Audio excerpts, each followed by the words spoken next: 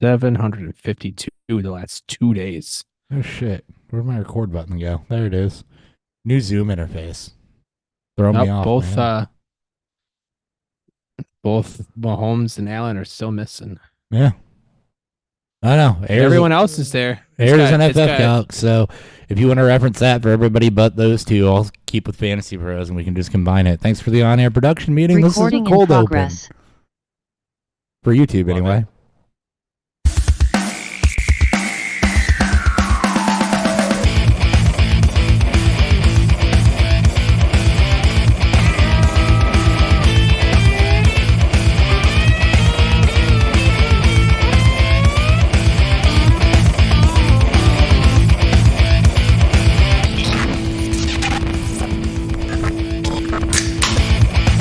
Welcome to Beerfield. I am your host at Beerfield Hop with two P's, as always, joined by Beerfield Theory, Chris Hopper, Dan Theory. As we wind down our last half a dozen or so episodes, we've got ADP check-in for you this week. We'll get back, do a combo episode where I say it's two episodes, but it's really one episode, but it's two topics to get us back on track there. And then run out the clock with the NFC until it's another ADP episode, and then time to put a bow on the whole thing. So getting toward the end, but it's the first ADP check-in with redraft, so I'm kind of excited for that because, I don't know, we both just finished Scott Fishbowl drafts, which is a completely different ballgame than anything else. But, yeah. Overall, I felt like I got thrown less off my game plan this year than I ever have in Scott Fishbowl, and I think it's because I under-prepped. This is the first year of doing it that I put like zero effort into research, and I just kind of let the draft fall. Yeah. And I think a lot of people made the return yardage thing, I think, a bigger deal than potentially what it was or what it will be. Yeah. So I mean, we don't know what it's going to be yet. Yeah. Because, yeah. Like, there's one team that went pretty heavy on, on returners, and I'm just like, that could change within game. Like, some of them will be the guy, like, and some of these guys that have a role larger than just returning, guys like Shaheed and Demario Darius or whatever his name is, and then a Khalil Shakir will have a little larger role, a little more insulated value. But I think not knowing how the drafts are going to be, or not drafts, but not knowing how the kick returns are going to be in the NFL moving forward, I think people went a little too gun ho on it, in my opinion. Yeah, got a pretty good team. I did too, and it didn't get as early in my stuff. We saw like Barrios and Gibson, a few guys go a bit higher than normal, but yeah, I'm with you. The return yardage, we don't know what kickoff returns are necessarily going to be. The XFL is our best measuring stick for that. We know based on last year's rule, you're looking at the better guys being worth 8 points a game, which is like a wide receiver 4 or 5. So it moves them from no relevance to bench player, essentially. Yeah. And your hope is that somebody houses one because that gets you 10 points, but you'll have a couple of those a season, and that's it. It's not really going to be predictable. So it's not like Devin Hester is coming out there anytime soon. No. All right. Well, with that, I think I already introed the episode, so we're drinking. What's fueling Beerfield?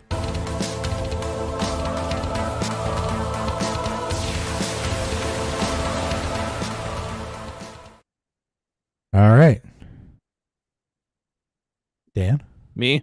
Yeah. So I'm drinking Triptych. It's been so long since I've had Triptych on the show.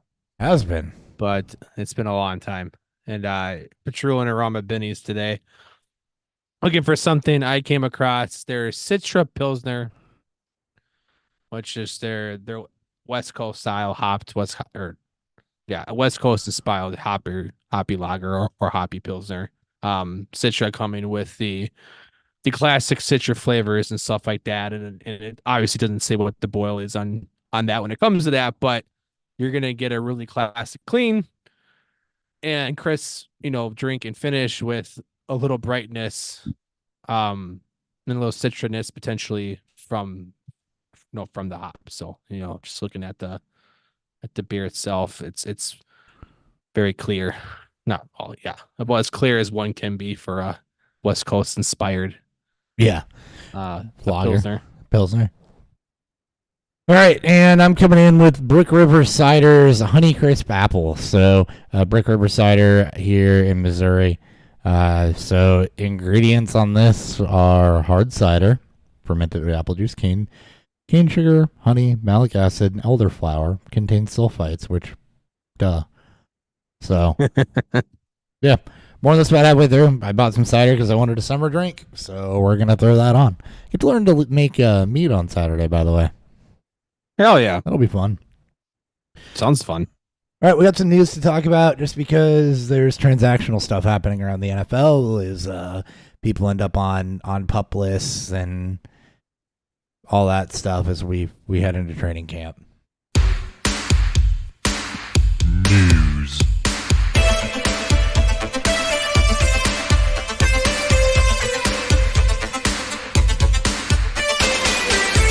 All right, one of the better offensive linemen in the league, Ryan Ramczyk, is going to miss the entire 2024 season after a minor knee surgery in the offseason that apparently wasn't minor. Yeah, rough. Roof. Nick, more fantasy relevant news. Nick Chubb is going to begin training camp on the PUP list. Nothing concrete on week 1 availability. So he resumed running in April, progressing nicely in early May. So, yeah, nothing really ahead of schedule, but that's something we figured this would happen, and you watch it throughout training camp and see if he's activated before, mid-August, basically. There's a video being surfaced around of him doing insanely high squats. So, yeah, he's close. He's close. Speaking of guys who should also be close, Mike Williams is also beginning on the active PUP list. He has not been cleared for football activities yet. He's been rehabbing since September, so about the same timeline as Chubb. But, yeah.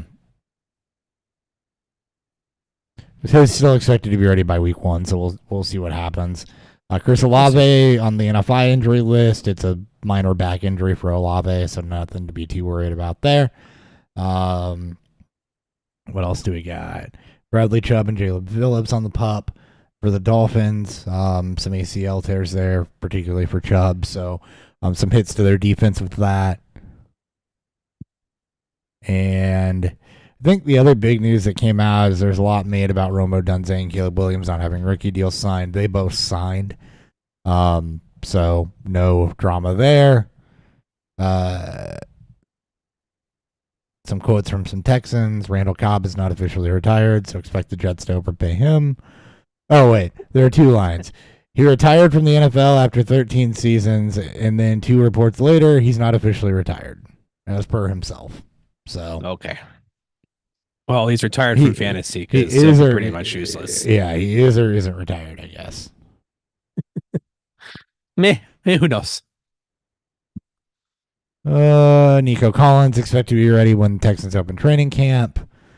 Huh?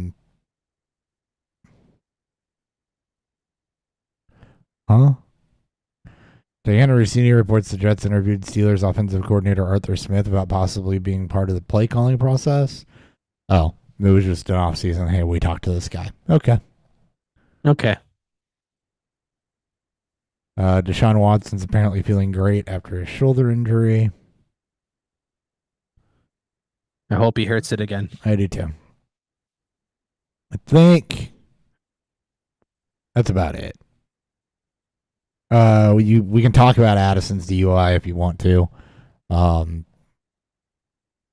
It's just I'll just make one say it's I hope he gets help. This is the second time that this is the second time I think with alcohol involved, but this is the second time where reckless driving's involved. He was pulled over going very high speeds last year in his rookie season. Obviously, the the news of his DUI comes shortly after the death of his teammate by a drunk driver. So it's particularly hits harder, and it's just you hope that he can get the help that I think is starting to be glaring that he needs. Yeah. And we'll see what the team does. We'll see what the league does. As of right now, it's going to go through the legal process, and both NFL and Minnesota are going to do their own investigations and to see what type of punishment will be handed down, if any. I think suspension it will probably happen of some sort, but we'll see. I'd agree. Well, He I did mean, sponge. He did. legal process will play out first, and then you might get a couple games. You get the whole he sponged Minnesota from his social media type of fiasco, and of course with the Ayuk news, it ran wild over on Vikings Twitter and our group chats. People read too much into this shit. It's Ayuk's not going to get traded again. No, I think it doesn't need to be stated enough, but he has no leverage. The best team in the league. Yeah, well, he has no leverage. The Niners doesn't have that much leverage, and they're also in a title window. Yeah. To trade your best receiver during your title window when you can afford to have this would be fucking stupid. So yep. I mean, if they get blown away by an offer, never say never, but I think the likelihood is very, very minimal. It's just running through the contract playbook. I'm gonna bitch. They don't want me. I'm gonna request a trade. We're gonna go public with it. I'm gonna scrub them from my social media profile, and then everything will be fine come week 1. Happens all the time. Theo Johnson and Ricky Pearsall, 2 promising young rookies, are going to start on the PUP and the NFI, respectively. Hip issue for Theo Johnson, who's expected to compete with Daniel Bellinger for the starting tight end job after Darren Waller is taking a little time to heal by retiring. And Ricky Pearsall has been participating in a non-contact jersey. So a little bit to watch there. They would be for redraft purposes because we're starting in a redraft mode. They would be deep picks anyway in those formats. Yeah. Both players are should be in watch lists still, especially in your deeper leagues. If something does happen to the wide receiver room, Pearsall would be one of the first ones coming up, and the Giants tight end room is pretty wide open and juicy. Yeah. Post Waller's retirement, hopefully, but mostly if he stays retired. So, yeah. All right. Kayshon Butte was in a bunch of illegal gambling shit. No, I didn't know that at all. So he apparently, charges were dropped, but he apparently was being investigated for placing thousands of bets while underage while using a fake account, and some bets were on LSU games while he was playing at the school. So despite them being dropped, the NFL is actually looking into this and trying to determine what, if anything, they should do to him. Personally, if it all happened when he's at college, I don't think they should do anything, but I'm just really happy to know that the league cares more about gambling than about domestic violence, and DUIs, and all that. I'm really glad that they come down hard on gambling. Yeah.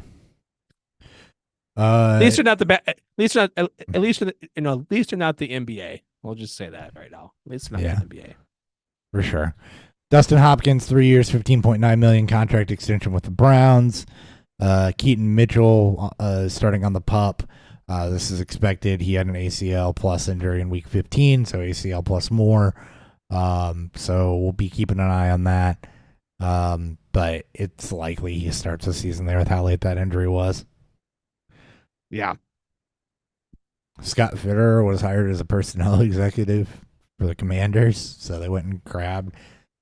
You got to go after that great Panthers front office, man. I swear I can fix them. And no, I think that's it.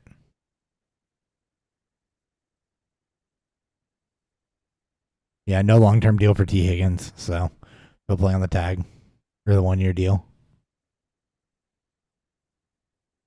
And that's it. Okay. I mean, yeah. Cool. That's it. Let's go ahead and get to ADP. So my thought here is kind of go position by position and see where guys are going within position groups, I think is how I want to slice this right now. Okay. Kind of a rankings approach more so than ADP. We can look at ADP as well as we talk about them because that does sometimes matter. But in general, I think that's how I want to approach it. So let's go ahead and do that. I represent the rent is too damn high party. And we're throwing all drops just because I'll never get to use them again.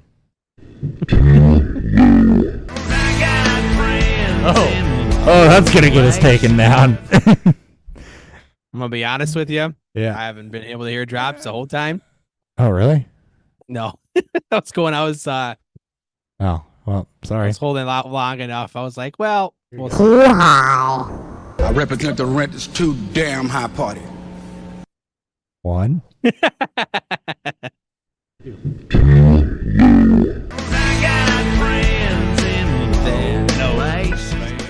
Where the whiskey drowns and the beer chases my blues away.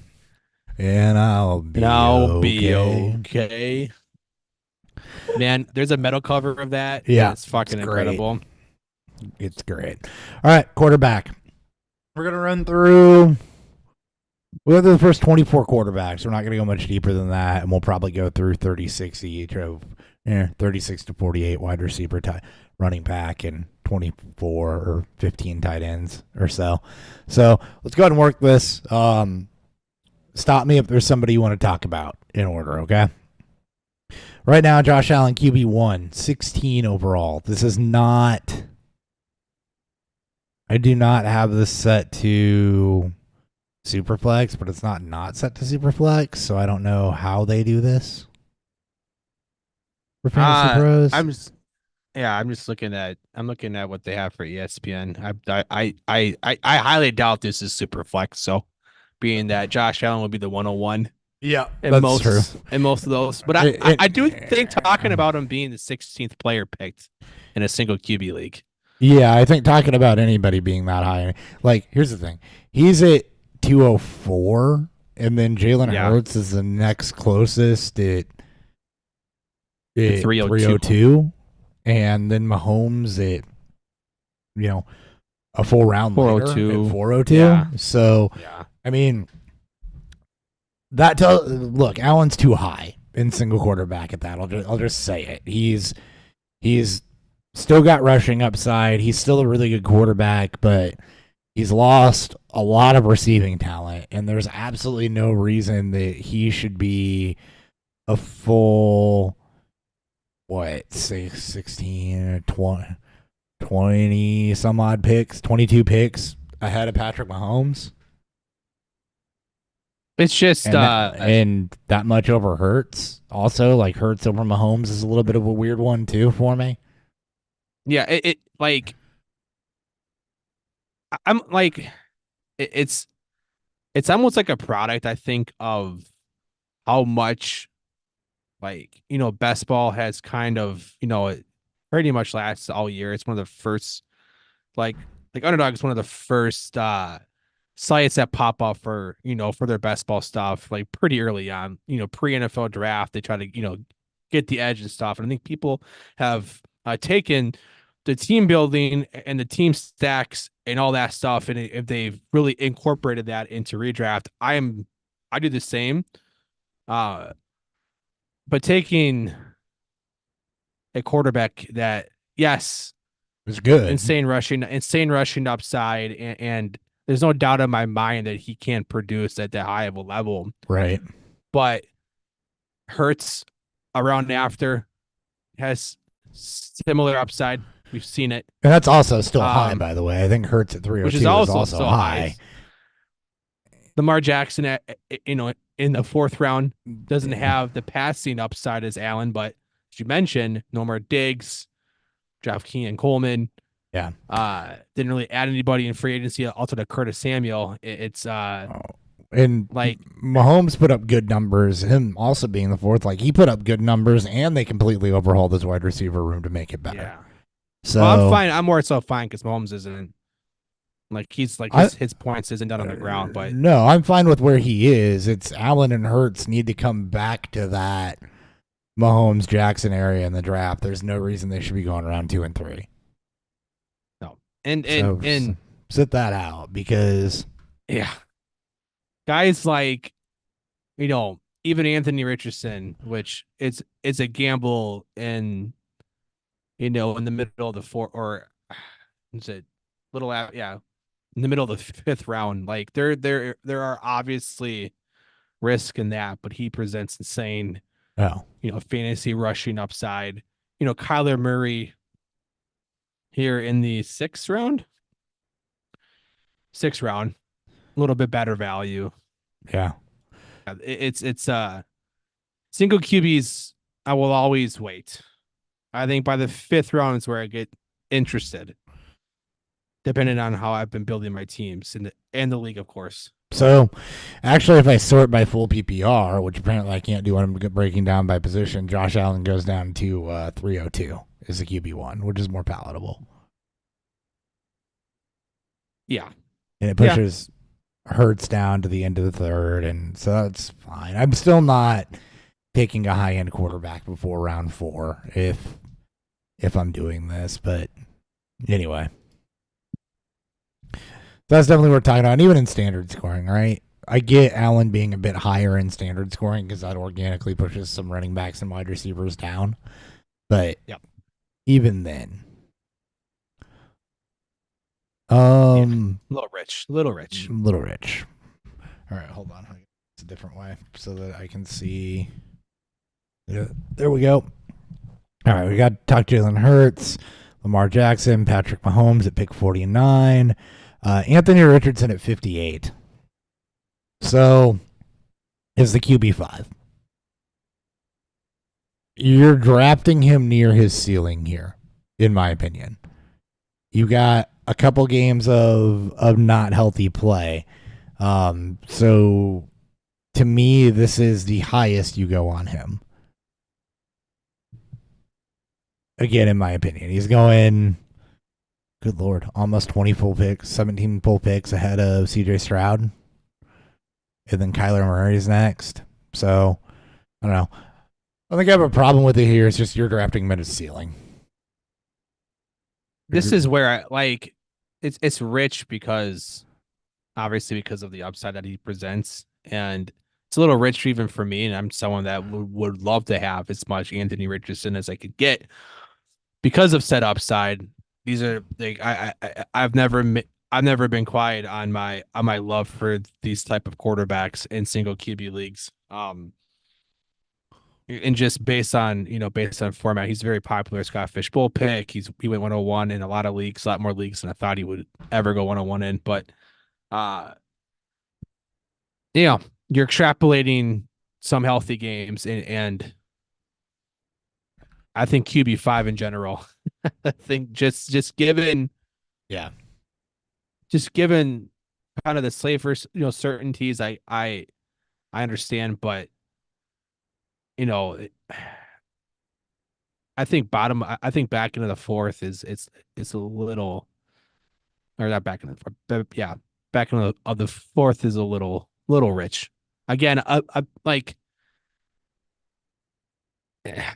you are hoping, not as he stays healthy, but Jonathan Taylor doesn't steal, touchdowns. Josh Allen had to compete with undersized Devin Singletary and now undersized James Cook.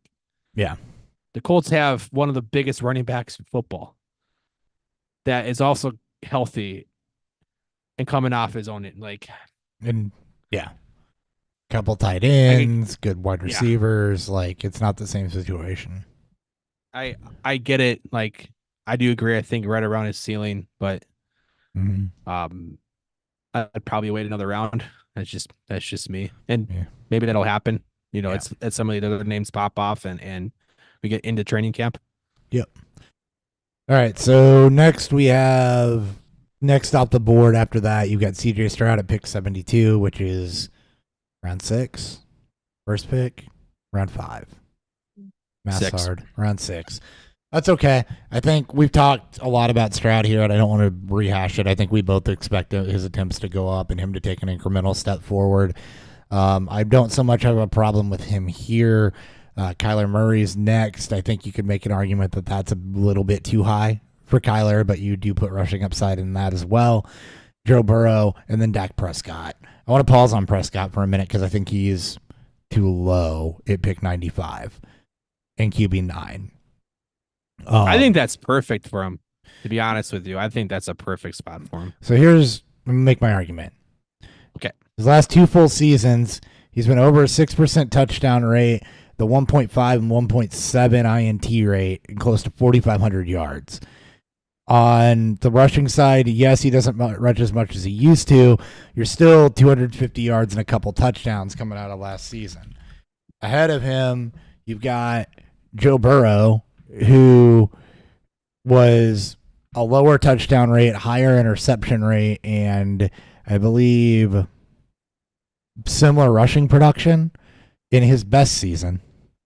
You've got ahead of him CJ Stroud, who, again, we've talked about a lot, who would have to take a giant step forward because he doesn't run either, who would have to take a really, really big step forward from his 4.6% touchdown rate at 4,100 yards to equate to Dak's productivity. So my argument for Dak being low is that when you look at the body of work compared to some of the guys ahead of him, and obviously Kyler too, there's a good argument for this that why is he behind those 3 guys? If Burrow's upside if Burrow's best season hasn't matched Dak's last 2 full seasons, and Kyler hasn't come close to it, and Stroud has to take such a giant leap forward, even though we predict an incremental leap forward, why are they ahead of him? And I don't think I can get behind them being ahead of that productivity. Like, I don't love Dak, but I think he gets shit on a lot because he's in Dallas and because he has some issues in clutch time, but you don't get extra points for clutch time in fantasy football. Right? So to me, he's too low. So what I say that I think is in a perfect spot is that this is not equating to who's ahead of him. Yeah. This is my argument where I think he's in the perfect spot, and this is exactly the range he should go in, regardless of who's going before him or after him. As you mentioned, Dak is on a heater the last 2 years. Dallas's defense has taken a step down. They have zero running game. Hold on, just to make sure I understand what you're saying. Are you saying that Stroud, who's going at pick 72, Murray at 80, and Burrow's only a couple picks ahead, so we'll leave him out of this, should be brought down more towards where Dak is in ADP? I think Burrow and Stroud need to be behind Prescott, probably a full round. Okay, so Burrow scares the piss out of it. Yeah. So you'd say that Murray and Stroud and Burrow are all too high. We're making the same argument just from a different perspective. We are on the same page. It's just more so I'm looking at the range where he's being drafted. You're looking at ADP. I'm looking at rankings. Okay, we're on the same page. I can get behind that. I would probably take Prescott over Murray. Just I feel more comfortable and confident in that. And Me I too. Think we're trying to extrapolate. We're trying to extrapolate the Cardinals' offense without knowing it all, right? This is a blind faith, right? At least with Murray over a guy like Richardson, we are talking about, we've seen it before, but even then, like this Cardinals team is different. Like they added a lot of new pieces, important pieces, and we're trying to project something that over a risk we don't need to take, right? Why take Murray 18, 15 picks before Prescott? Why, like, Prescott needs to be higher, but it's in ranking wise, but this spot in the 7th round is, I think, a perfect spot for a quarterback like him who makes the majority of his production through throwing the football and doesn't offer the rushing upside that he once did, pre his ACL tear. So that, like I said, perfect spot for him there. And this is why, I've always, felt that, quarterbacks get propped up way too much in single QB leagues, especially ones that don't run the football. Because again, you want to go for upside. You can find matchups. We've done this for many years. Played in many single QB leagues. You can makeshift a QB1 almost most weeks off of off of the waiver wire. What you're missing is upside, and guys like Dak, why he gets drafted that high. But um, you can makeshift that. That's why they don't provide you rushing upside. It's like, okay, I don't know if I want to spend a 7th-round pick. When it comes to Dak and what I expect Dallas's offense to be this year, and not much would change in my opinion. The teams got better in their division, which means hopefully more throwing and less blowouts for them, because I think they blew out multiple teams last year, and that obviously hurts overall fantasy production when you don't get a full half at times without him producing. So, all right, I got another. His yardage are down. Got another rankings anomaly I don't love. We can get to that in a second. So, after Dak, who I think we just agreed is ADP is fine, but the people ahead of him are probably need to come back down. We had Jordan Love is an 8th-round pick, and I think that might also be. I don't know. I don't feel like that's necessarily too high, but I think I have more of an issue with when we get down to Brock Purdy here in a little bit, because I was just looking at those two players and their numbers and who's in between them. I don't think that Jordan Love at QB 10, I think I'm okay with, because I think he had a really good first season as a starter, and those receivers were all, incrementally good. And as they get better with Love's ability to spread the ball around, I think that absolutely could put him in back in QB1 range. So, I don't have an issue with that. We talked about this last week when we broke down the AFC South. Yeah. Jordan Love is more efficient. CJ Stroud, higher touchdown rate. CJ Stroud. Yes. Both these guys don't offer a lot of rushing upside. Both of them obviously took massive steps ahead of what expectations were. I think pretty much roughly the same. I think 8 rounds a little rich, because I still don't know. People often forget the middle season for Jordan Love was rough. He went from hot start to a huge cool down when Green Bay was basically pissing away their playoff chances, and then he got hot again. Like, so I'm with you. Like, I'm intrigued by Love. Love should not be going ahead of Brock Purdy. We can get to Caleb Williams, which is completely fucking wrong. So I get, and we're going to, and I get, so Love and Purdy. Brock is a little low, which is weird to me, because but I understand why, and I understand why Love's ahead of him. I don't understand why Brock's so low, because historically, Stroud, Purdy, Love all had very, very similar seasons, right? But you got Stroud, who's way up there, Love, who's in the middle, and then Purdy's going as the QB 13 in round 10. 10, yeah, in round 10. So you group those guys together, and then you say, okay, well, what are they? That's historical, so what do we expect going forward? I think the argument for Stroud is we expect a step forward, so okay, fine, you can put him around where Burrow's at when you're ranking him. I think for Love, it's fair to accept a smaller step forward than Stroud, but still a bit of a step forward. And for Purdy, I think a lot of people expect him to stay about the same. Maybe the efficiency comes down just a tick. I think Purdy being below Love is because there's more perceived upside to Love and Stroud, and I agree with that. But I do think Purdy's a little too low here at 13 in the 10th round. I think he should probably be more up around 8 or 9, because if you get what he's shown in the offense so far, then you're getting a QB1 performance out of that. And I think some of the Brock thing is too. It's just the rumblings all offseason about the wide receiver positions there. It's not just Ayuk. It's also, Debo. There was every week. I feel like there's a new article about who gets traded, and this is probably the last year that they're going to have this team built. And Purdy basically is the same quarterback from when he's taken over. He has adapted the Kyle Shanahan offense better than almost anybody could.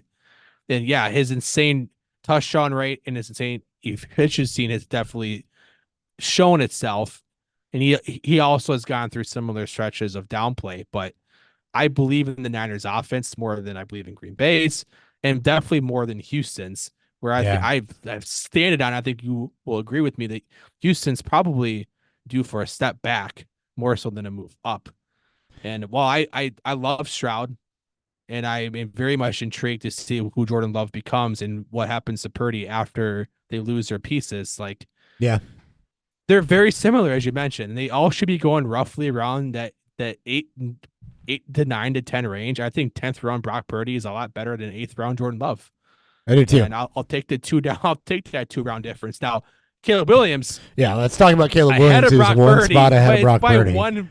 Just the fact that they're in the same spot, like, man, the Bears, man, people are drinking this Kool-Aid, and I've loved their moves, but Jesus fucking Christ, this is almost feeling like they're gonna all get overdrafted, and we just gonna woefully ignore any sort of potential slow start to a Jesus, very new offense. shit. No, we're not doing this with Caleb Williams if we're not doing this with Jaden Daniels, who's even higher. Yes. Oh, I just so saw his, yeah, we're not gonna jump on Caleb Williams with this without. No, we're gonna throw the shade at Jaden Daniels, who's we should bring them together. way fucking higher. I can make more of an argument for Caleb Williams to be here though than I can Jaden Daniels. Jaden Daniels isn't even guaranteed to start the season as the starter. He's good. There's good rushing upside. He doesn't have nearly the pieces around him. He doesn't have nearly the passing upside there. And is much more likely to get off to a slower start. And there's absolutely no reason he should be the QB 11 in around 9? I think is where he's at. So to be perfectly honest, I would take Jaden Daniels over Caleb Williams in a single QB league any day of the week because of the rushing upside. Nope. And the fact is, we don't know about any of these quarterbacks. Do I think Caleb's a better overall quarterback? Would I take Caleb ahead of Jaden in the Superflex league? Yes. When I am in a single QB league with rushing upside, I will take the quarterback with rushing upside over the quarterback who, again, we don't know how any of these guys are going to play in the NFL. They're both going too high. They're both being drafted as if they're going to be Justin Fields or Jalen Hurts, who was not going this high when they had their breakout years.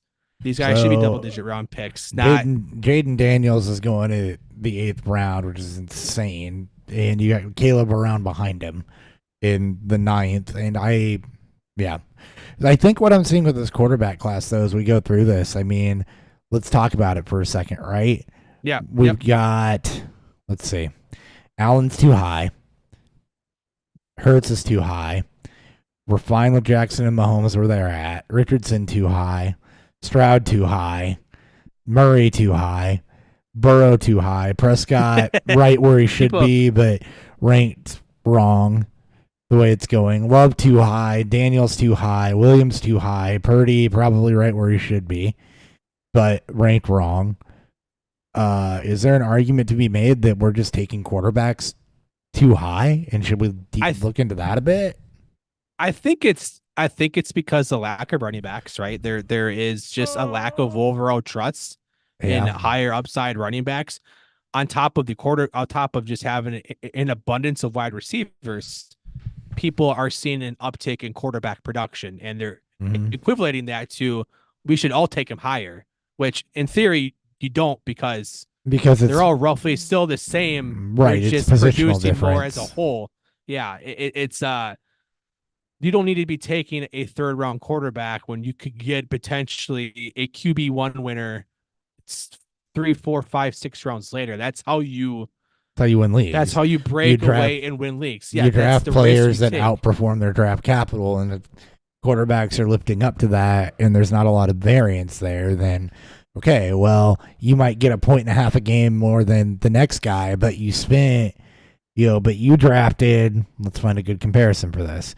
You might get a point, but you drafted Jalen Hurts and passed on Travis Etienne to draft Jalen Hurts when you could have gotten an Anthony Richardson a whole round later.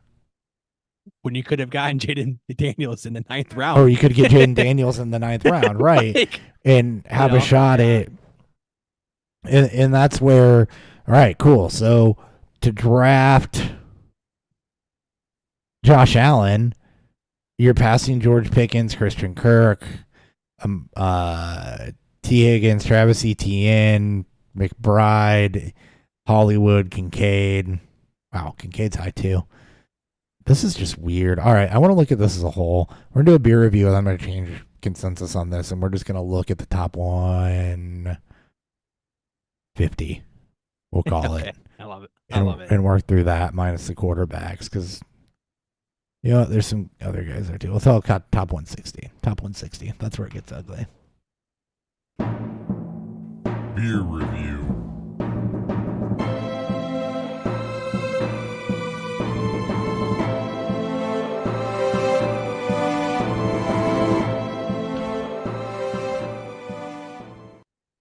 All right.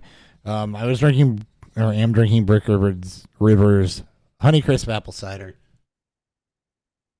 It's an apple cider. I mean, it's got a little bit of a boozy note. There's a soft honey like sweetness at the end. I think a good amount of that fermented out. It does contain sulfites, which is just a little minerally on the back end. And then the elderflower doesn't really do much of anything for me, just a little bit floral. So it's really easy drinking summer drink. I think I'd like it if it was just a little bit more crisp and a little bit less sweet, but that's what I get for buying honey. It's probably more of my choices for what I wanted than anything they did wrong. So, yeah. Solid mood. Brick River's a good cidery.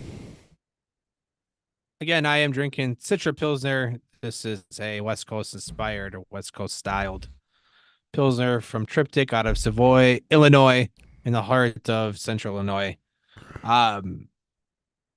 Nose wise, it basically gives you every classic, Pilsner. But instead of a more predominant hoppy bitter note, you get a little more floral, a little more citra up front, a little brighter. You definitely get the dry finish. You definitely get the mouthfeel that makes you crave more. That's very classic of this style, very just classic in general of most pilsners. It's very clean. I wish more people that know about Triptych knew of them beyond just the hazies that they do, because the quality of beer is definitely there, and being able to get that's just beyond the IPA, it's incredible. They don't really go outside of Illinois as far as I'm concerned, and I don't even know if they're in Chicago. So if you're ever making your way through Route 66 and you ever want to stop in Illinois, especially downstate part of it, Bloomington, Springfield, Champaign, A, you come say hi, and B, this is one of the breweries you should check out. And if you get a chance to try their lagers, I 100% back that you should. So, and this is a good representation, especially ones that maybe you don't want to get too heavy into pilsners. This is a good in between with that Citra edition. Sounds good. I'll have to find it when I go to Randall's and re-up. It's pretty fresh, so I think they just hit the shelves. Good. 3 weeks ago it was brewed. Yeah. Or canned. All right.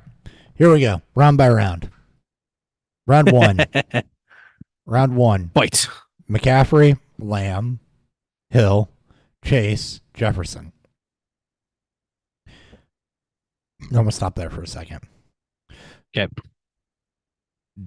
I know they're all kind of in the same order. Do you agree with the order of those top three? It was St. Brown right after that. Let's do the top four. The order of those top 5 receivers with Lamb, Hill, Chase, Jefferson, St. Brown. It's a wide receiver run for sure. The fact that Brees is picked 9, I would almost take Brees in the top 3. Yeah, I would. It's insane. Potentially would but too. I think all wide receivers should be in the spot. I think the 5 that you mentioned should be in this spot for absolutely sure. I have gone back and forth on how I would draft him myself. Jefferson would probably be the bottom, just because of if you're looking at the same tier, you have to start looking a little bit more nitpicky. Yeah. And It's either Sam Darnold or it's Ricky McCarthy, and I think I'd have the a team in itself is due Monra for. I think I would take a Monra ahead of over Jefferson. and Chase. Probably Chase. That's the I only am thing I think torn would between change. Hill and Lamb because I think Hill should always be ahead of Lamb because if both stay healthy and reach their ceiling, Yeah, I think Hill outscores him, yeah. and I'm I think both have a good chance of getting to that again this year. Yeah, I'm probably going Hill, Lamb, Amon-Ra, Jefferson, Chase if I'm ordering them. Okay, And that's nitpicky. Chase, That's yeah. nitpicky. I mean, it's again how you want to draft these receivers in the first round. I have no qualms against because this would be my tier one.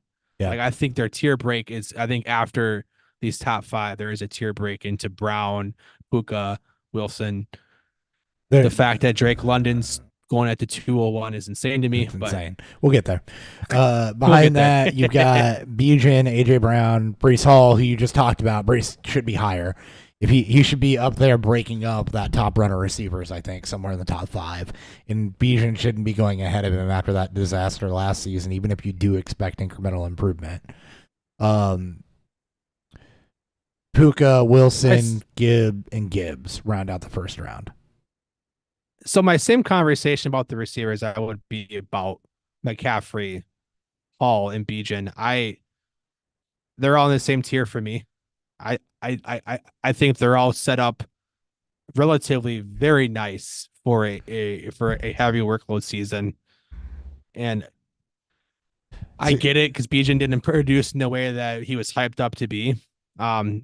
I think 1,400 yards and a massive improvement in offense from the coaching staff to the quarterback. I'm not saying should help. Won't be an improvement, but I also don't think that I can put McCaffrey's in a tier of his own for me, and then it's Bijan, Brees. Okay, and that's fair. Yeah, and I would probably go Brees over Bijan, but I mean, look, both offenses were disasters last year, and you need that cleaned up for them to be this. I would also take Brees over Bijan. Mm-hmm. I would also just I lean into the idea of the lack of true bell cows. It's very alarming. So getting my hands on one.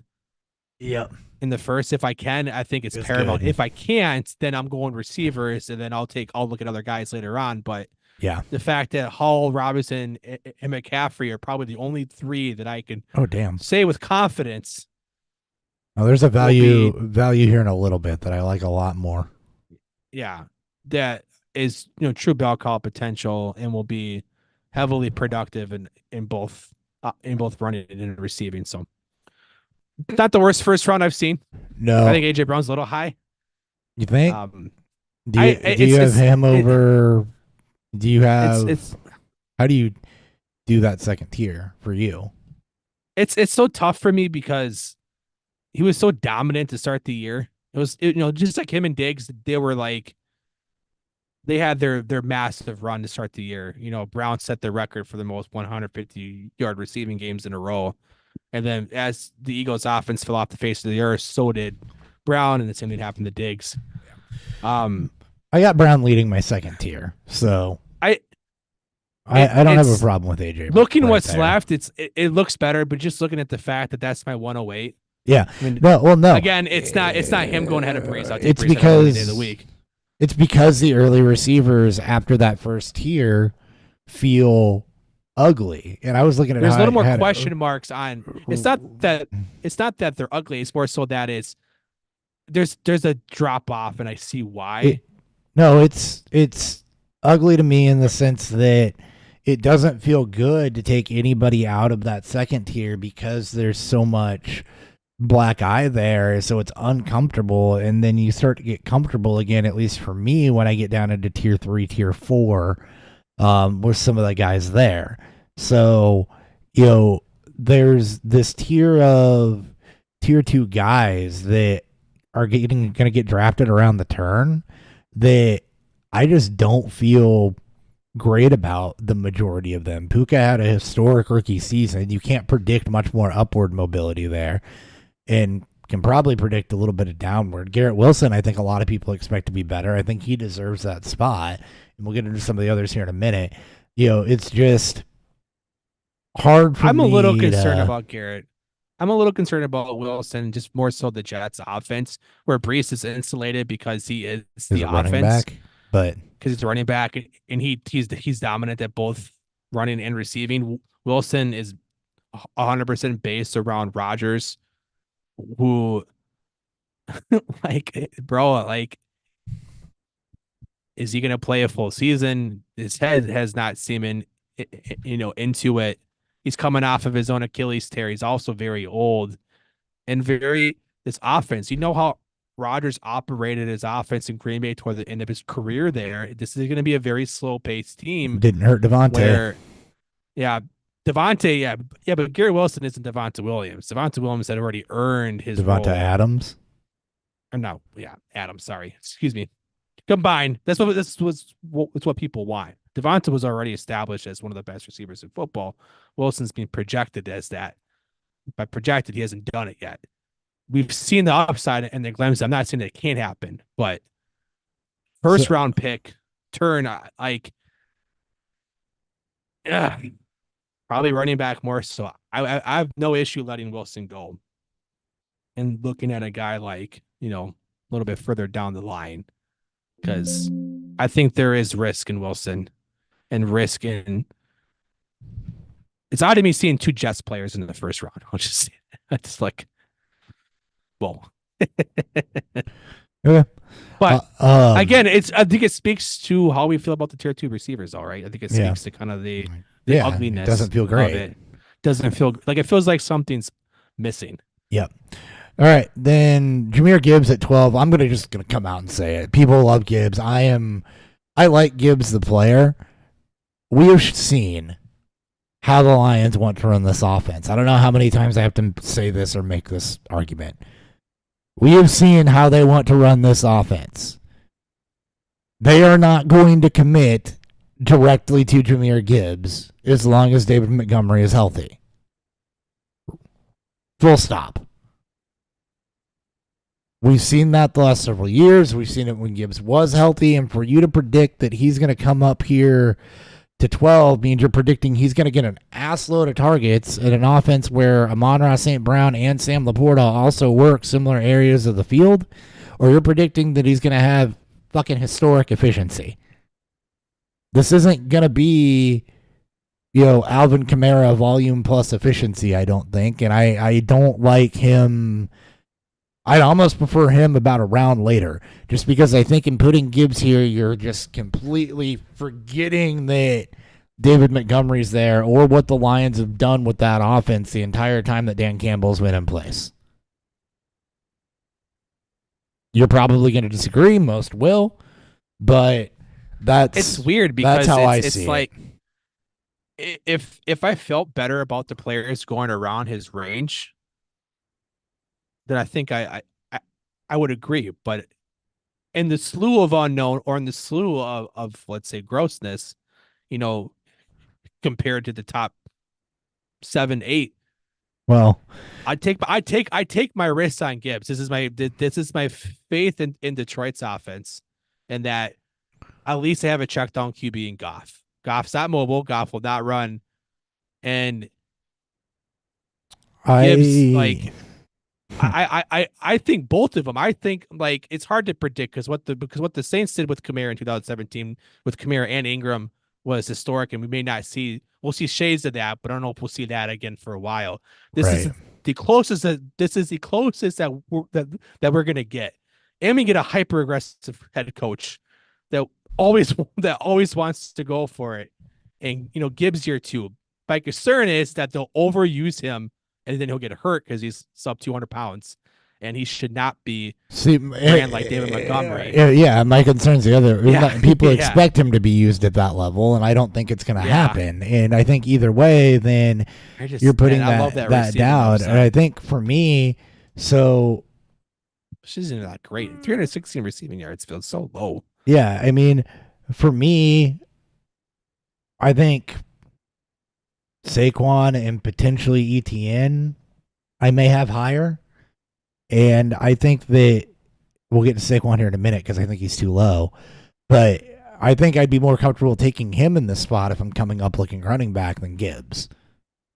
Just because of the offense and the bell cow potential and, the fact that he's getting major upgrades at everything, right? Yeah. I think I'm more comfortable with Saquon here, and, either I'm wrong or everybody else drafting is wrong, I think, because I don't have this area of the draft looking like this at all with anything that I've got done either. No, I think I almost agree, but I think that comes to that by pick 10 with Puka, and I'll even throw Brown, so by pick 9, all the way down to like Barkley and Evans, and we'll talk Achane at 24 because that is way too high. Way too high too. It's almost pick your poison, right? Because I don't trust London at 201.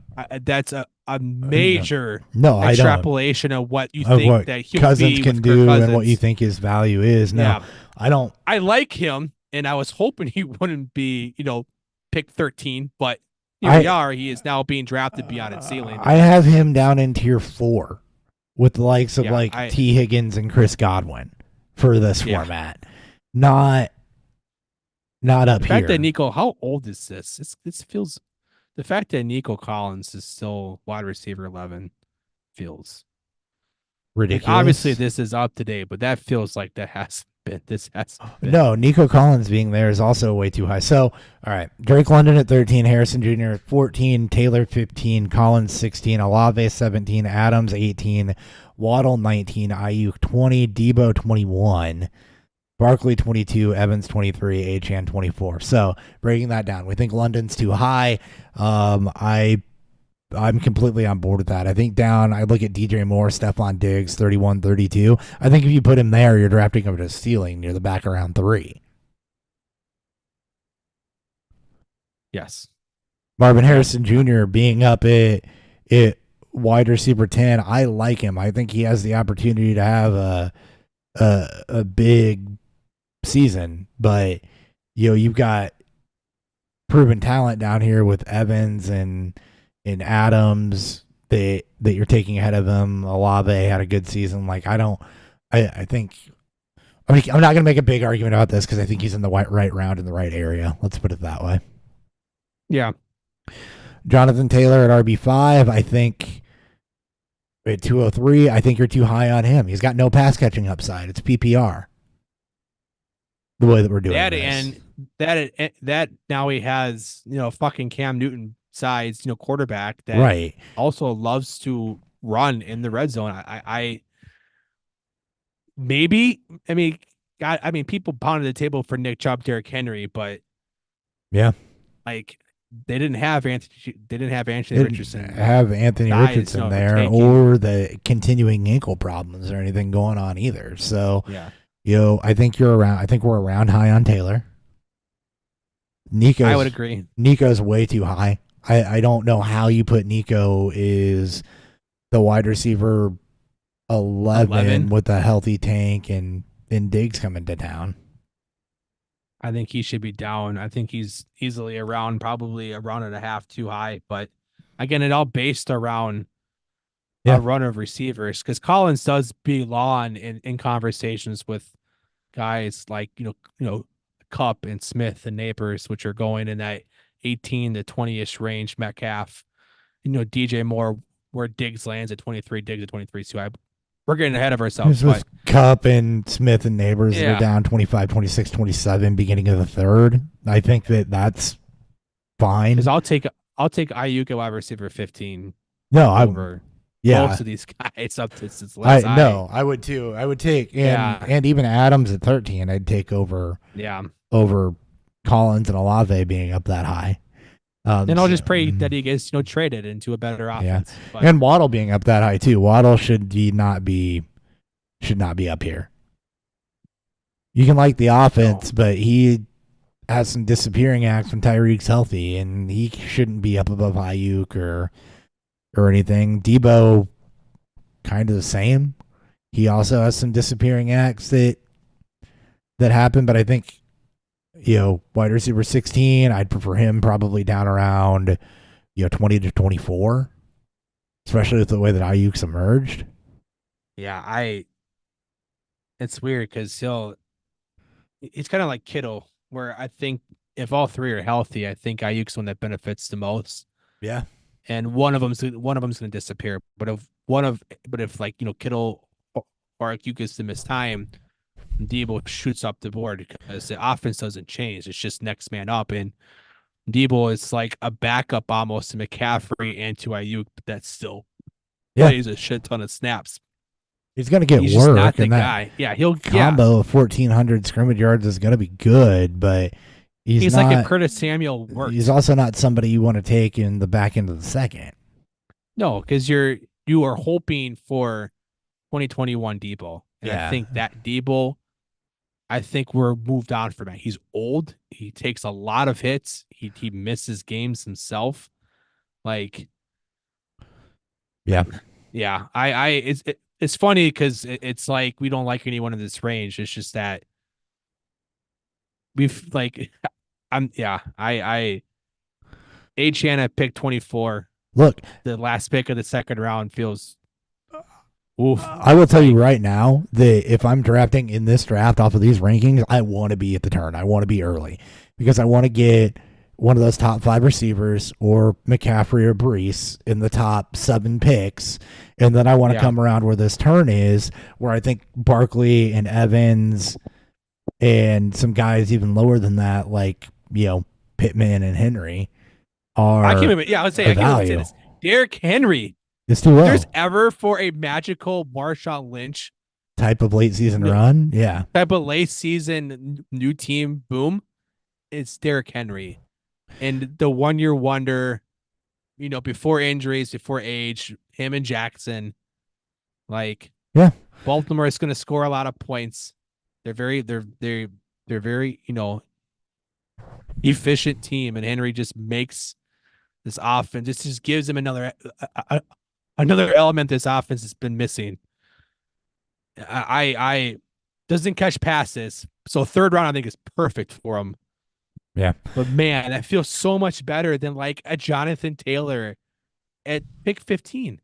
Yeah. Like they like outside of being a little bit older, they are essentially the same player. Henry's on a better offense with a better situation and a smaller quarterback that doesn't want to he's trying to not take on the contact. He's smart now. He's always been smart, but you can give that ball to Henry now. And I can get a Jonathan Taylor type player a round later. I think it's perfect. Why has Mike Evans been on pace for essentially the same season 3 of the last 4 years, and he's the wide receiver? Like, I don't get this either. He finished last year as a wide receiver 7, 1,200 yards, 13 touchdowns. He had near 1,200 yards and half the touchdowns the year before in a bad quarterback season. 2 years before that with Brady, he was on pace for damn near the same thing. His yards per game was a little up this past season, but not by a lot. And he's had double-digit touchdowns 3 of the last 4 years, and he's going as the wide receiver 17. Like, I'll take that value. If there's a Marshawn Lynch of receivers is Mike Evans, it's like he is like it's to the point where like you're gonna go down with the ship because at some point it'll happen. 1,000-yard streak is gonna go away. I want him. And every year, it's like, is it this year? Right? It's not Tom Brady anymore. It's Baker Mayfield, or it's gonna be Trask. Because everyone thought Baker was toast. Now Baker gets paid. We're all fucking happy. Like no one's ever quite happy with Evans. Yeah. If he's this high, because last year he was a 5th, 6th round pick. That was fucking magical. Yeah. Now we're right back down to him being a 2nd round pick, and it's like. But he's also. He's so good. He's so consistent. But wide receivers are just elevated too, right? Your wide receiver 24 is going before the end of the 3rd round. So that's your wide receivers are just super elevated, and you have to adjust the ADP based on that. So when you look at where he's ranked, I would say based on where they're ranked, if you're adjusting ADP for where people are going, I want Evans where Nico Collins and Chris Olave are in this draft at the wide receiver 12-13 range, because I think he can beat that. And I want Brandon Ayuk where Drake London is at the wide receiver 9 right at the turn. Or where Garrett Wilson is at the end of the 1st. I really like having. I really based around how this is ranked and what we're being shown and told is a high first round pick into a The very juicy turn. 2-3 turn because we feel like that range Yeah. equals to having a first and second round turn, you know, effectively with guys like, Kyron. I think third round Kyron is a lot better than what he was as a first round pick earlier this year. The waters have cooled a lot on him, and I think this is a good spot No, for him. but as we look at Achan coming around the turn, like give me Henry over Achan, give me Kyron over that, give me Atran's like a fourth round pick, maybe fifth. I like yeah. he's not a bell cow. He's got competition. He's not even the lead Oh, back in its oh offense. my God. We got to speed this up a little bit, but I'm That's looking. fine. Well, no, we're good. I'm looking at this for who would I take over Achan, and I go searching for it. Travis Etienne's the running back 11 down right before the end of the fourth. I know. People get scared off. I'm looking even further. Yeah, I'm looking pick 63, RB 15, Rashad White. Rashad White. I'm looking. No competition, same dude, fucking offense. I'm looking a few picks ahead of that too. Beginning around 5, James Cook. RB 14, no competition. Like, well, it looks like Miami's like the overdrafted team. Outside of Tua, because no one fucking likes Tua. Right. And then Hill, obviously, because Hill. But well, and Tua's probably going to be underdrafted in the same way Prescott is. You're predicting everybody from Miami. In Prescott.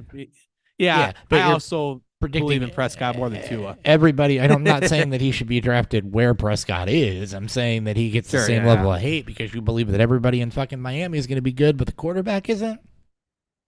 Raheem Mostert as the RB 28 at pick 96. That's also good. You're telling me that there's like a 5-round draft difference between Mostert, Achan and Mostert, was the guy and the goal line guy last year. Like, give me Mostert all day with that. I'm not saying that Mostert is going to produce, but I'm just like that's not at that level. But you know what? To me. I'll take Mostert. Achan missed most of the year last year too. Give me Mostert around RB10, Isaiah Pacheco there at the end of the third. Yeah, like there's like. Yeah. I like Achan. I don't like second round Achan. Like again, hate players. We hate ADPs. Like RB7 is fucking rich. That's a rich projection for a guy that can completely ruin your draft. If he is who we, who I think he will not be, and that's not an RB1. Yeah. All right. Cooper Kupp, wide receiver 18, going at the 301. Again, wide receiver drafts are elevated, so I'm not going to keep saying they're too high. At this point, I'm going to be focusing more of who they're around. I think Kupp around Smith and Neighbors and Metcalf, and you could probably put DJ Moore up here in this area, even though he's later by 6 picks. It's the same round. Michael Pittman is later by a few picks, but same round. I think that's all fine. Kyron at the RB8. We've already talked about the fact that we would take, Henry and ETN and probably James Cook and Rashad White in that tier, probably ahead of where Kyron is. Just given the fact they've added about 3 other backs exactly like Kyron, and his pedigree is not exactly good, even though he was good. Is what it is. You're still, I'm still betting on him being a top 15 back. So, that is what it is. Diggs, wide receiver 23. I don't have a problem with that placement. I don't think, given how he fell off at the end of last year. Because I think him and Collins, and then take Dell is 3 picks behind him at wide receiver 26. I would personally put Dell a tier below both Diggs and Collins, but I would have Diggs and Collins in the same tier. Yeah. I think Collins just speaks to, Collins being too high and Diggs in the right spot. I think both those guys as a back end 3rd round pick, high, 4th round pick, I'm okay with. Yeah. That's fine. And then Dell should be probably a back end fourth round pick, fifth round. Just if I'm betting on an odd man out in that offense, because not all three of them are going to be a wide receiver too, I would put my money on Dell. Yeah. Michael Pittman, wide receiver 24. Again, another guy that I think I would take. Well, no, I think he's fine there. He's basically like he just produces in offenses you don't expect him to produce, right? He's Mike Evans without the touchdown boom. Like a guy that just like he's gonna produce. He produced with Richardson before he got hurt. He continued to produce with Minshew.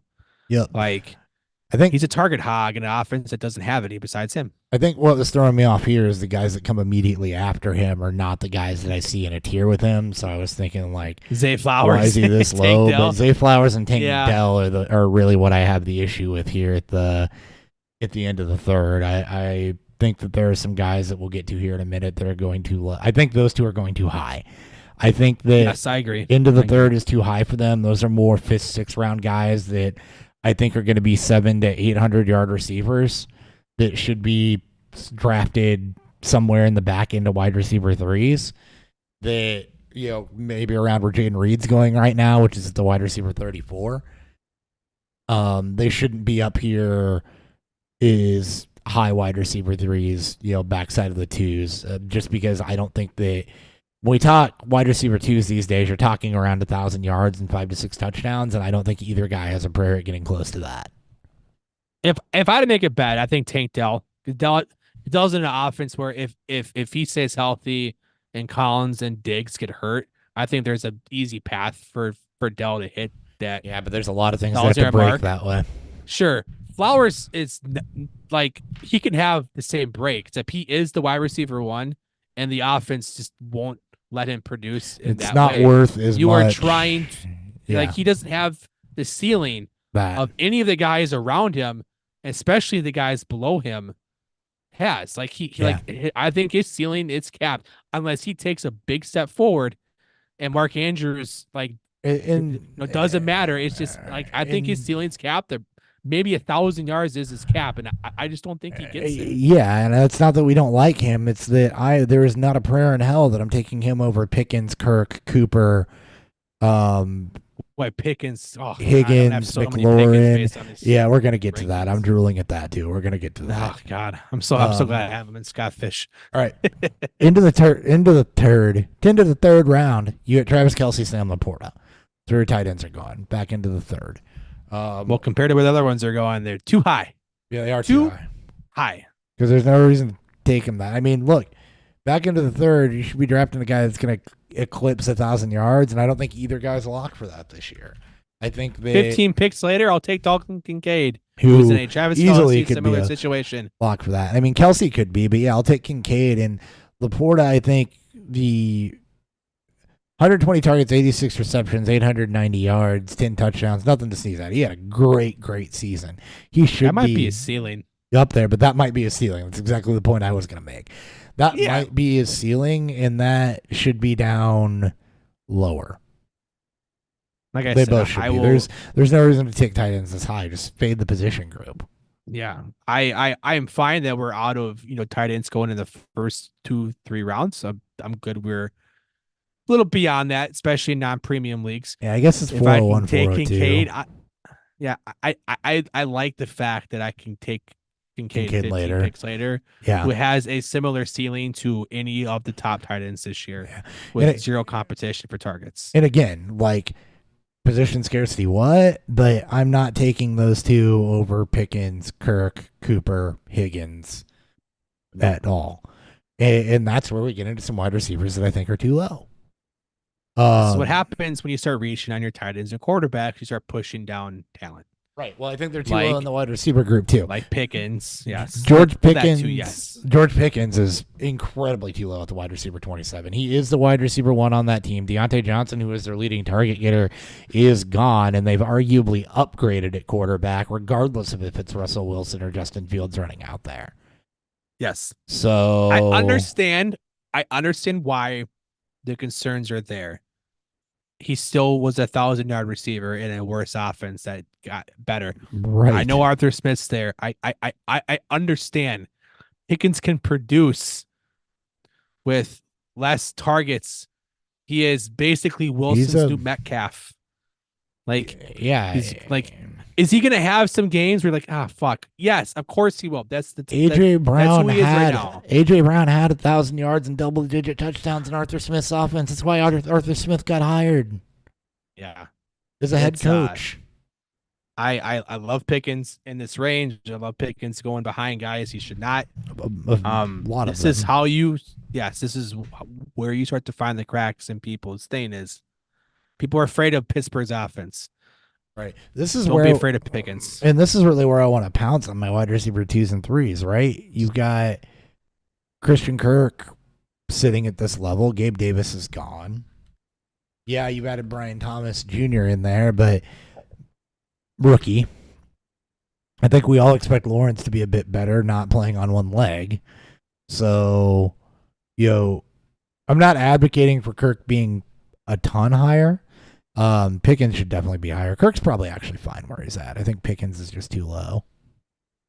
Kirk feels like he's almost. It feels weird. It feels like he might be a little too high. I think he has a cap ceiling. I think he's a little too high as well. Actually, I think he should. Make the same argument to put him down around the end of the 3s, where again Jaden Reed is. He should be going where his old castmate Ridley. Yeah. I'm not saying that he won't be. I love Christian Kirk, but this is where I think the 4th round-ish range, because I love to do my hero ball drafts where I take one running back and a bunch of receivers. This looks about where I want to pounce, honestly. You got guys like Travis Etienne. Yeah. Fantastic. Amari Cooper, are we threatened by Jerry Jeudy and Deshaun Watson coming back? I mean, one of those things maybe, but is that why we're pushing him down? I think that range is fine. He's not the same receiver that he was. He finished as a wide receiver 20 last year. Yeah. He's being drafted as the wide receiver 29.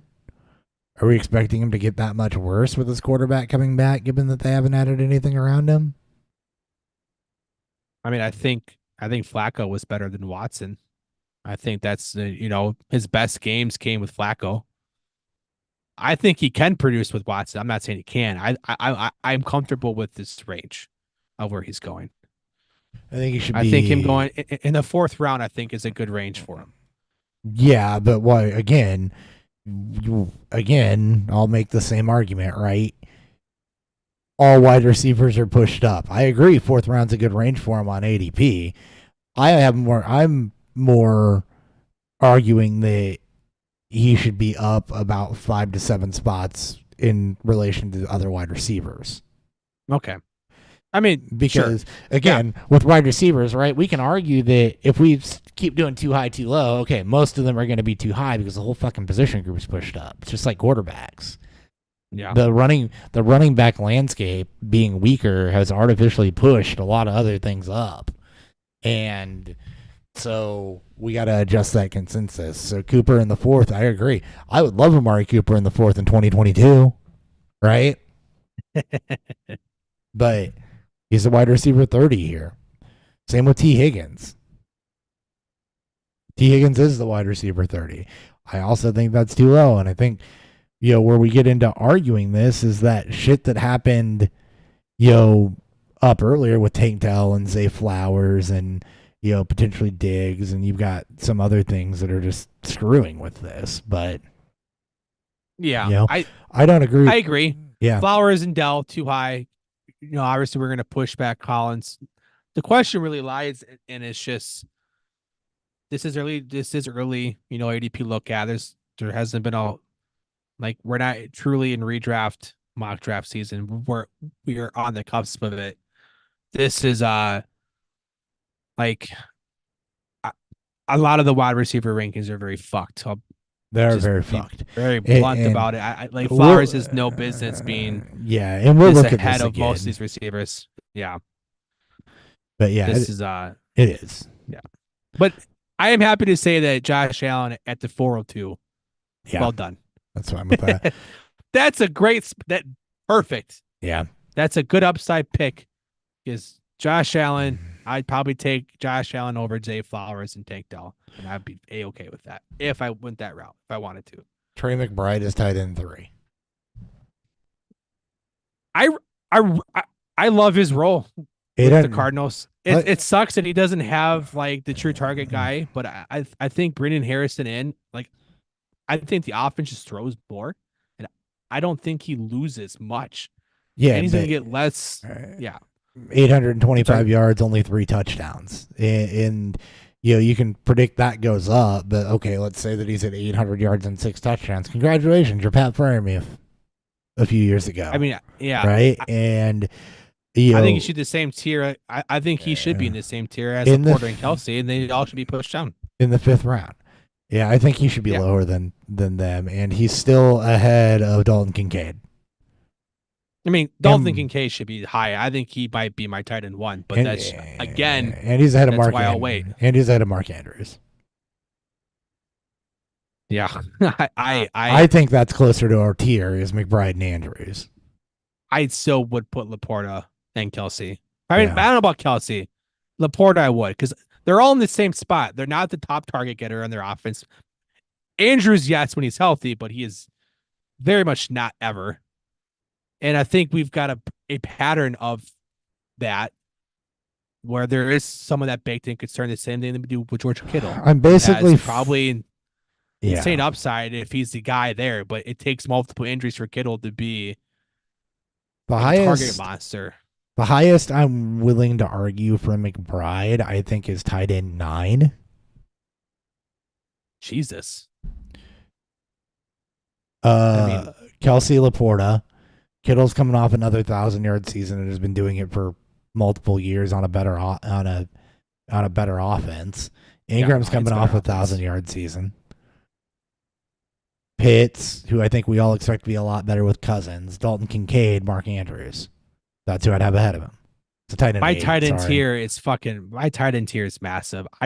We don't have a 3-year ago Travis Kelce or even Mark Andrews at this point. Yeah. Kelsey's 35 fucking years old. He's old. Andrews is coming off another lost injury season. George Kittle, amazing as he is, he needs injuries to be a more consistent producer. Andre, the 49ers have had such a lack of those. True. Also very true. I think they're all around the same. Yes. Oh, I'm not saying that I'm going to take McBride because I would take Kincaid over all of them. I don't mind waiting. I have this massive tier. Yeah. I don't think any of them are that leaps and bounds better. We're not going to get a Gronk and Graham, a Kelsey, Hawk. If Hawk avoids the pup list and is healthy, Hawk has just as much upside as anybody here. No, he does. And outside of the fact that I'm not predicting him to do that though. But yeah, I'm not either. It's just there are better options than taking a mid-high round tight end, which is where we're at this point because you don't have especially one that only put up 3 touchdowns and less than 1,000 yards without a target hog of a receiver around for most of it. I mean, wasn't Sam Laporta was like 900 yards and 10 touchdowns? Do you think he produces the same touchdowns? Because yardage wise, are about the same. And McBride has less target competition. They are about the same, and I do think the Lions are a better offense, which organically does mean, yes, I think Laporta ends up with more touchdowns. The same touchdowns? Probably within 2. Because I think they're pretty much the same. I don't. The Lions' offense is definitely better than the Cardinals for sure. I do think they're not wildly different at all. The Lions, I would have them in the same tier. Lions offense better than the Cardinals, and I don't think that Trey McBride leads the team in targets again. Oh no, I don't either. But same way that I don't think Sam Laporta would. Well, no, but Sam Laporta didn't last year. McBride did. Yeah, and they're relatively the same. And I do think the Cardinals' offense. I'm also projecting the Cardinals' offense to be better, which I think if you like Marvin Harrison Jr. at that turn, there is projection that the Cardinals' offense takes improvement, which in theory also should bump up or should give a little, better certainty to guys like McBride. They're all being drafted too high, though. We can agree with that. They're going a bit high. Call it a bold take. I don't think Trey McBride's going to be a top 6 wide receiver or top 6 tight end this year. I mean, sure. I'll call it.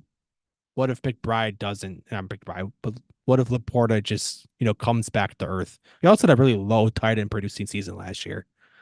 With Laporta, as that. I don't think Laporta should be that high either, but I do have him tiered higher than McBride. Okay. That's fine. I mean, yeah. I do think that they're different classes. So, anyway. Where was I before that riveting conversation? I think we're just kind of moseying through from the 4th round. We are. We're not going to get through 150 because we're talking about good things. Dalton Kincaid, you've already mentioned you love him down there.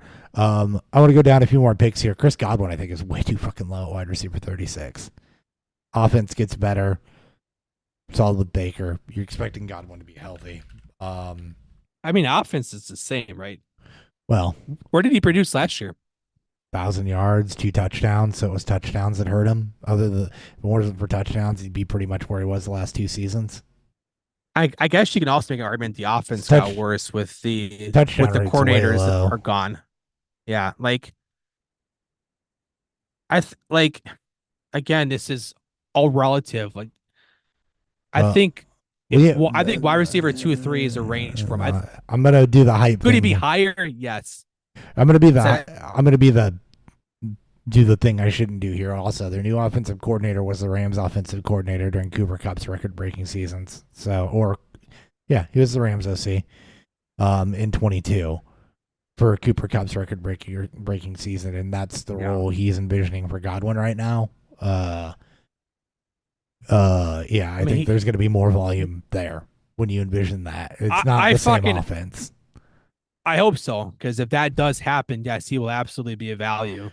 And I'm not saying you draft him like Cooper Kupp or anything like that, so I got to give this context, right? I say that I think Chris Godwin is way too low because I think Godwin's going to outperform Calvin Ridley and Jaden Reed and probably Keenan Allen and probably Hollywood Brown. And I really think that he should be up more in this mid wide receiver 2 range.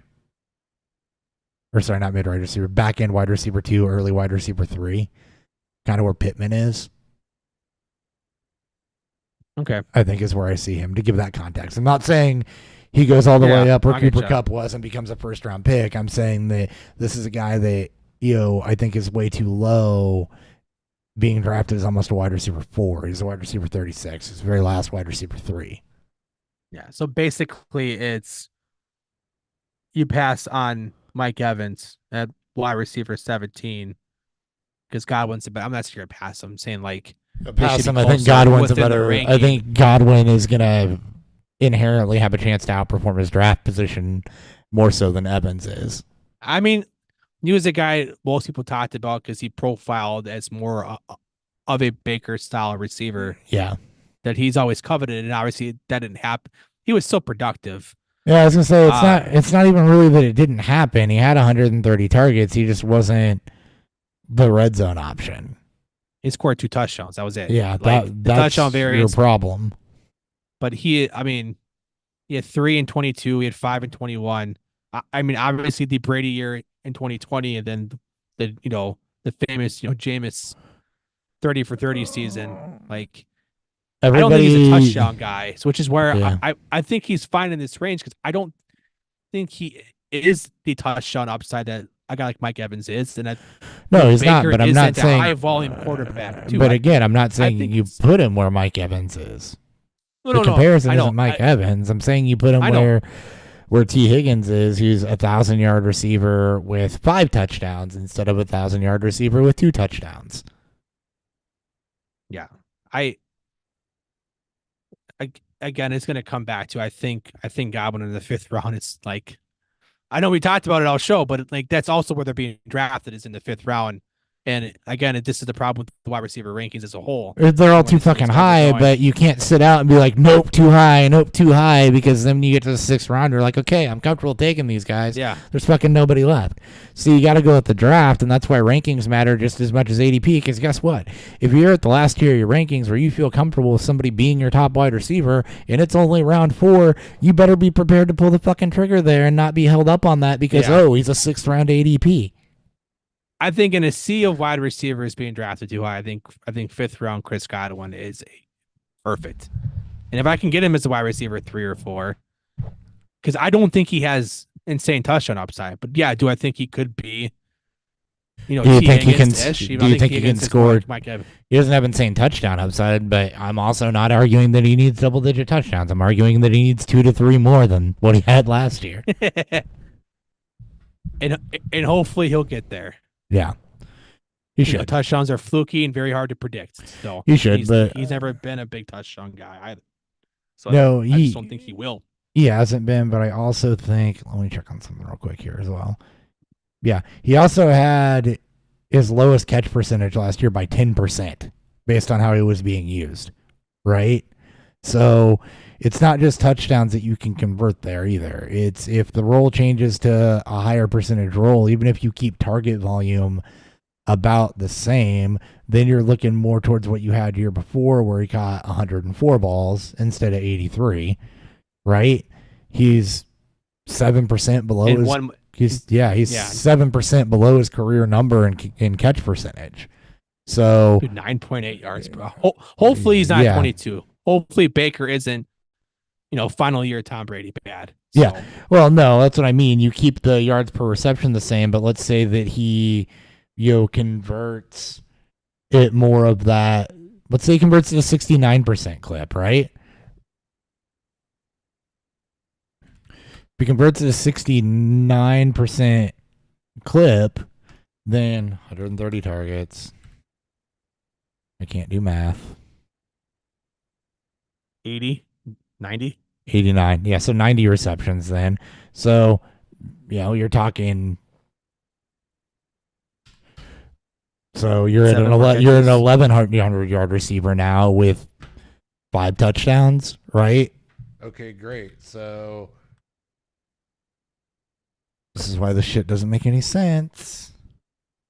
I mean, give me okay. I don't think I'm an 1,100 yard. I'm 1,100 yard receiver with 4 touchdowns, right? Or 1,100 yard receiver with 3 touchdowns. Let's say one of those catches is a touchdown. Okay.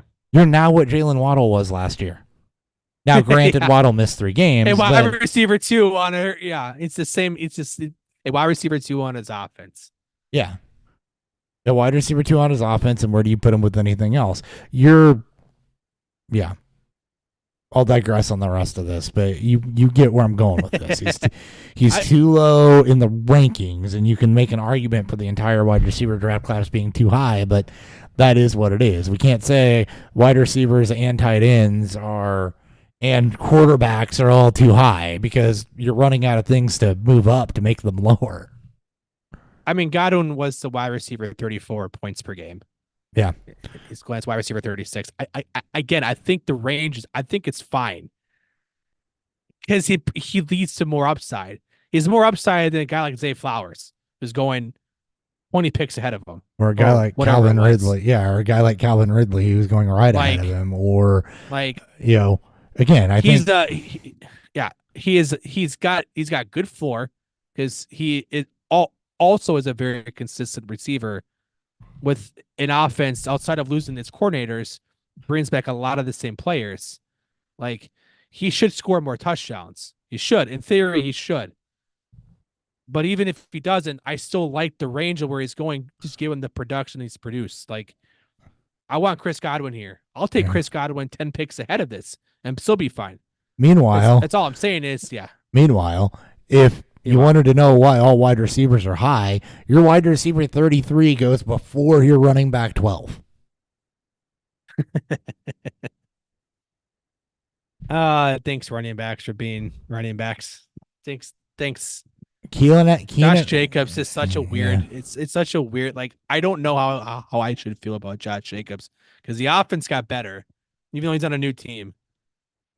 I think he has less competition than what he had with the Raiders.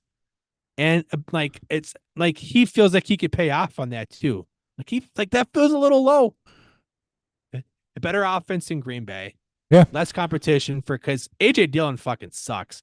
And he's definitely not taking pass catching work.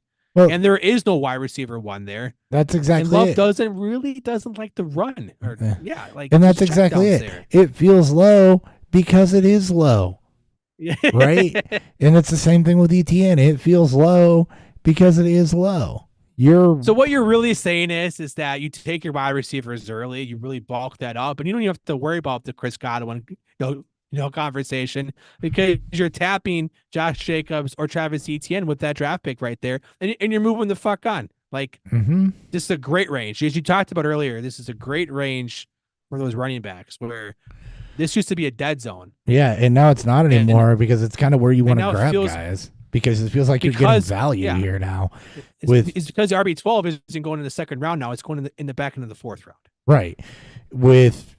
And that's what you get. You're going to feel gross about taking wide receivers in the fourth round that would have been sixth round picks, but then you're going to turn around and you're going to feel great about taking, James Cook or Joe Mixon, who are looking to get the bulk of their team's carries at the end of the fifth. Exactly. Like, I love Jaden Reed, but yeah, I do too. Middle of the fourth round, Jaden Reed, that feels way too high. Rich. Yes, because he's not even the true one. He's just a guy that could be. Your RB, and even if he is, yeah, it's just it's wild. Like James Cook at the 5 turn with Mixon. Like I take those guys ahead of most of these receivers. Your PPR RB 3 and 4 last year are going at pick 45, and then Rachaad White is going at pick 63, and neither of them had anything added. Rachaad White was the running back 4 in PPR last year. His situation has not changed at all other than an OC coming in. And he's being drafted at the RB 15 in the 5th round. Yeah. We're Rashee Rice. Right behind Rashee Rice. Al Pitts. Right. Godwin, Rich, like there's, quarterback. Like this is why you want to go again. This is why I love, like, I could get a league winning running back in the 6th round. That's fucking wild. Yeah. Rachaad White could be that guy. He is probably the last bell cow, a true bell cow. He's not, very, efficient. But Baker doesn't run. Baker loves to use him in the checkdowns, and he gets work regardless. And he's not going to be supplanted by fucking Bucky Irving. He's not. I'm not scared of Bucky Irving. I'm not scared of anybody else in this roster at running back. Hey, you remember when Mark Ingram Rachaad White going in the 6th? Sorry, go ahead. No. Do you remember when Mark Ingram was a back of the 1st round pick when him and Kamara were tearing it up? Justin Forsett back in 2014-15. Yeah. J.J. Well, yeah. Here's what I'm saying. Mark Ingram, those 2 really good years that he had with Alvin Kamara that felt like longer, right? 1,000 yards, 6 touchdowns, 1,100 yards, and 12 touchdowns. Okay? 230 touches and 205. 1,000 yards, 13 touchdowns, and just 14 games on 219 attempts. When we started doing this, that would be, if I just give you that stat line, that would be a back into the 1st round pick. That is literally, especially if you extrapolate it, the equivalent of Mark Ingram's best season. When coming off of that, he was going back into the 1st round. You can have that productivity at running back at the running back 18 in the 76th pick. In the middle of the 6th round now. And it's not like we've changed. It's not like PPR scoring has changed that much, right? Ladd McConkey. It's just where they're being drafted. Of that running back. Yeah. It's why? And that's David Montgomery, by the Why? way. But yeah, he's going ahead of that running back. And why? Because the NFL started devaluing running backs. We're going to too. It's fucking redraft. PPR has not changed that much. So much. So I just don't. It's like to it's come like back it's to reversed that. because this was always the range where wide receivers. This is where you want to take your. This is where you want to take your wide receivers. Yeah. The roles have legitimately just reversed, and now running backs are being pushed down. Wide receivers as a whole are being overdrafted because, they produce 12 points per game, and we really need our team where you can pick up wide receivers like that on the waiver wire most weeks. Like, yeah, high value running backs are going after wide receiver force, and that to me that doesn't make any sense. But even looking at points per game, right? David Montgomery's points per game last year is higher than Waddle, Devonta Smith, and Chris Olave.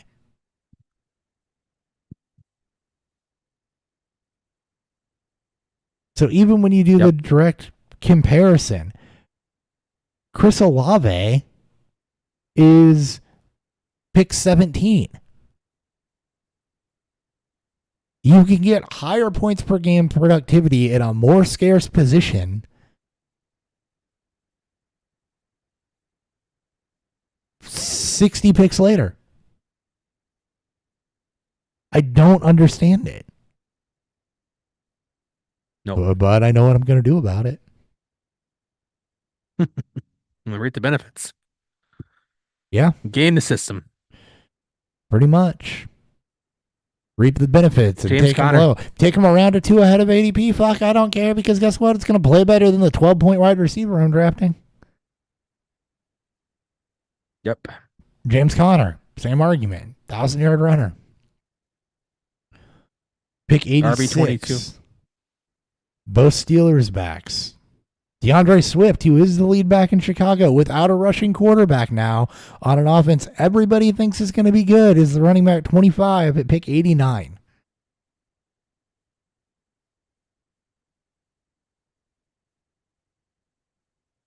Wild. Insane. Brock Bowers is tight end 10, pick 97. Jesus. Raheem Mostert. Josh Palmer is a top 100 player. I love it. I love it. I do like that. I love it.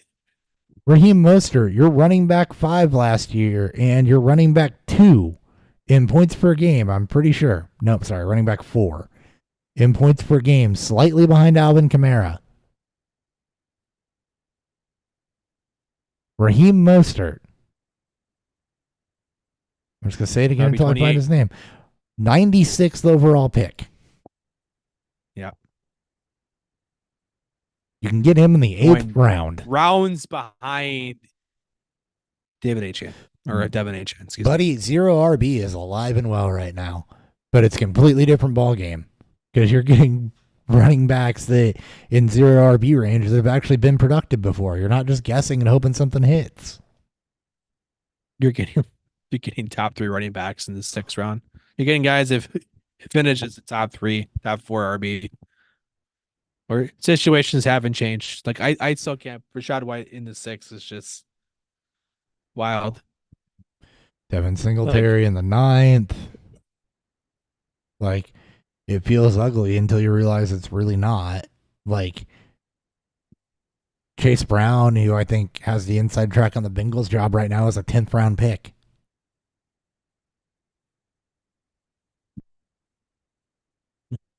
So, yeah, that's a good place to end this, I think. Yeah, I agree. Good conversation, good discussion. Thank you guys for tuning in. We'll be back next week with more division previews as we sort through some of this shit. And I'm real interested to come back to ADP on our second to last show and see if any of this is adjusted, because right now I am like infuriated how much we're overvaluing wide receiver. Okay, bye. Take care. Bye.